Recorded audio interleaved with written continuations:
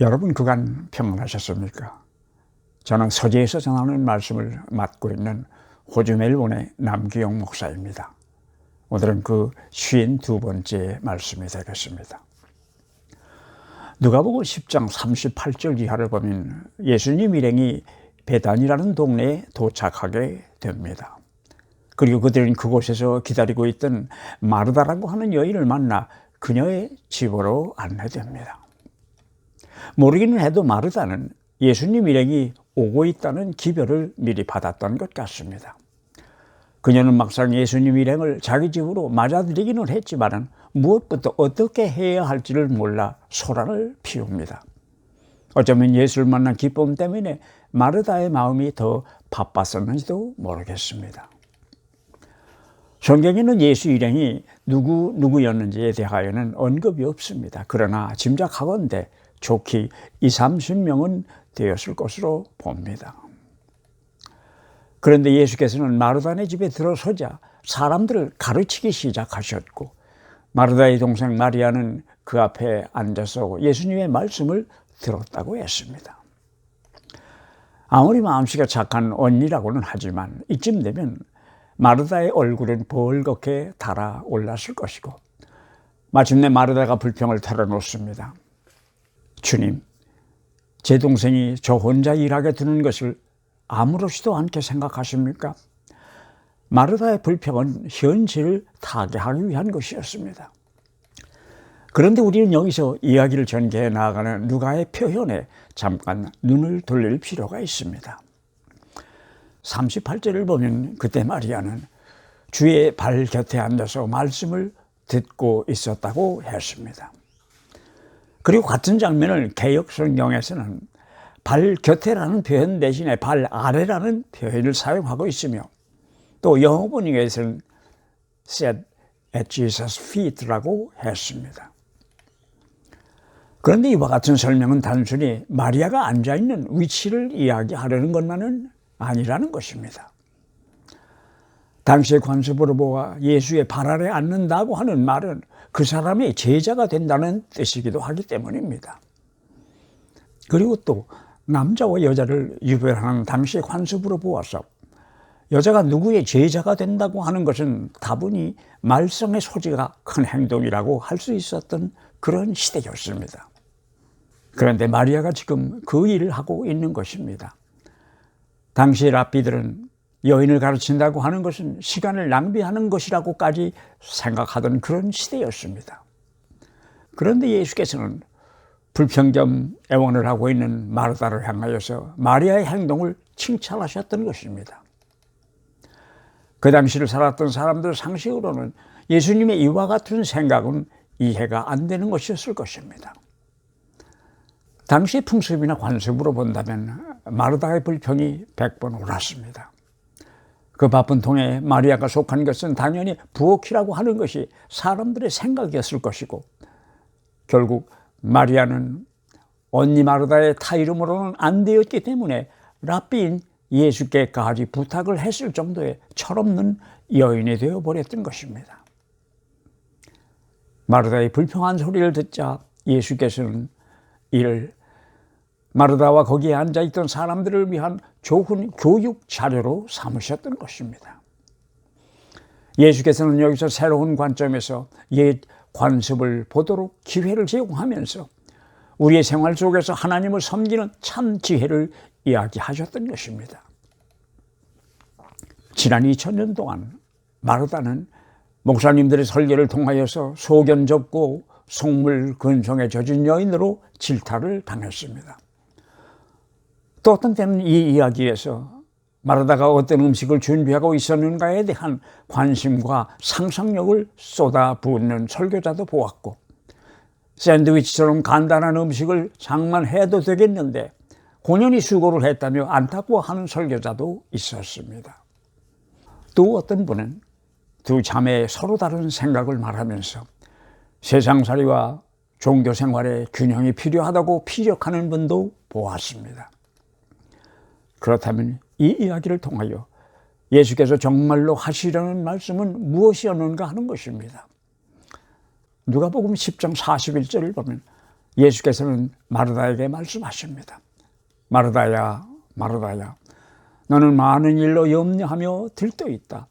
그러나 필요한 일은 하나뿐이다. 마리아는 좋은 것을 택하였다. 그러니 그는 그것을 빼앗기지 않을 것이다. 예수께서 말씀하시는 마르다의 문제는 불안, 걱정, 근심이었습니다.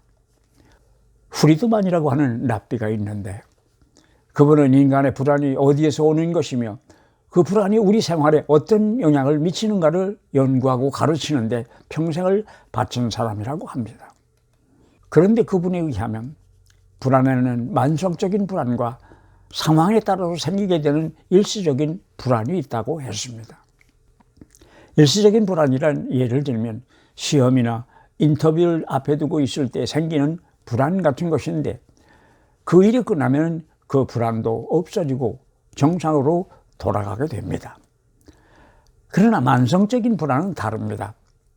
간단하게는 확신이나 자신감의 결여에서 오는 장래에 대한 불안이 있는가 하면 소심한 데서 비롯된 불안도 있다는 것입니다. 예를 들면 자기가 무엇을 하면서 내가 이렇게 하면 다른 사람에게 피해가 되지 않을까 하는 걱정을 하는 것입니다. 이런 불안은 소심한 마음에서 오는 것이라고 합니다. 이런 상태가 심하면 자신감이 없어지고 아무것도 할 수 없는 무능력한 상태가 되며 그 증세가 심하게 되면 무엇이 잘못되어 가고 있다는 생각이 들어서 그 원인을 남에게 떠넘기게 된다는 것입니다. 그래서 예수님의 일행과 마리아를 앞에 두고 음식을 준비하고 있던 마르다의 증세가 이런 것이 아니었는가 하는 생각을 하는 사람도 있습니다.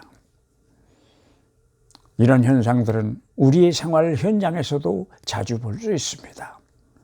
신문, 라디오, 텔레비전뿐 아니라 요새는 누구나 한마디씩 할 수 있는 인터넷이라는 것이 있어서 아무런 책임감도 없이 사회 문제점을 지적하고 다른 사람들을 질타하고 글자로는 표현해서 안 되는 욕설까지 하는 것을 볼 수가 있습니다.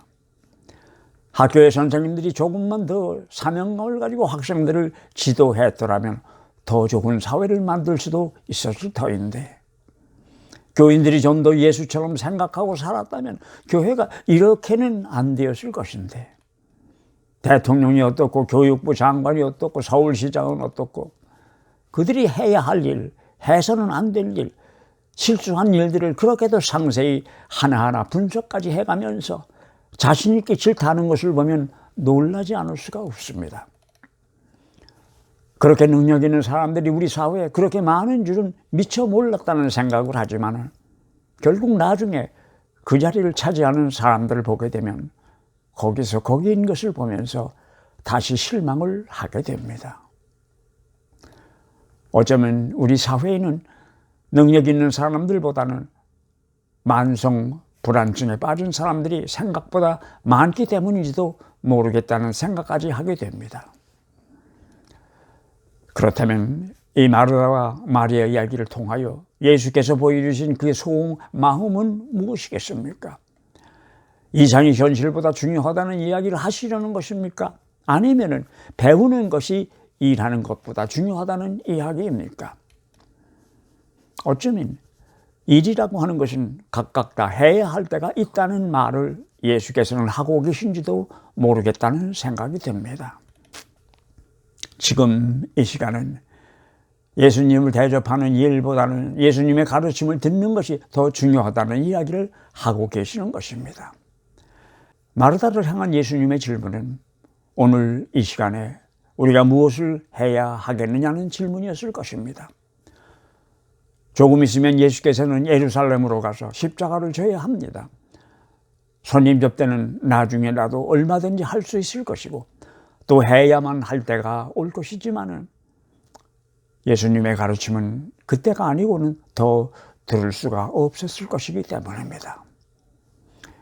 예수께서는 여기서 마르다와 거기 앉아있는 사람들에게 결심을 촉구하고 있는 것입니다. 예수께서는 마르다에게 마리아는 좋은 몫을 택하였다고 말씀하십니다. 마르다는 만찬을 준비하기 위하여 동분서주하며 바쁜 시간을 보내고 있었습니다. 그러나 마리아는 이미 예수께서 주시는 말씀의 만찬을 즐기고 있었기 때문입니다. 예수님과의 사귐, 예수님의 생각을 배워서 담는 일, 이것이 마리아가 즐긴 만찬이었습니다. 그녀는 그것을 택했던 것입니다. 그러기 위하여는 관습이라고 하는 올가미에서 과감히 탈주할 줄을 알아야 했습니다. 옛것에 너무 매여 있는다면 자유는 없습니다. 예수님 당시에 바리새파 사람들의 문제가 바로 그것이 아니었습니까? 그들은 믿음도 대단했고 하나님에 대한 열성도 따라갈 사람들이 없었습니다. 그러나 관습에 얽매여서 새로운 것을 보지 못했습니다. 그래서 그들은 예수를 목수의 아들로밖에는 만날 수가 없었고 그에게서 그리스도의 모습을 찾아볼 수가 없었던 것입니다. 그래서 결국 그들을 십자가에 못 박고 말았던 것이 아니었습니까? 이것은 그들이 저지른 역사상 가장 큰 실수였습니다.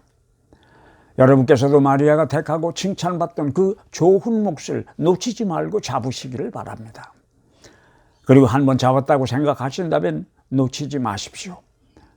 진정한 양식이 될 수 있는 말씀으로 마음속을 채우셔서 여러분의 영혼을 배부르게 하시기 바랍니다. 그래야 하나님 나라에 가는 여정에 허기지지 않고 든든히 견딜 수 있을 것입니다. 비스켓이나 초콜릿으로는 기운이 딸릴 것입니다. 든든히 하시기 바랍니다. 여러분 감사합니다. 다음 주일 저녁 8시에 다시 뵙겠습니다.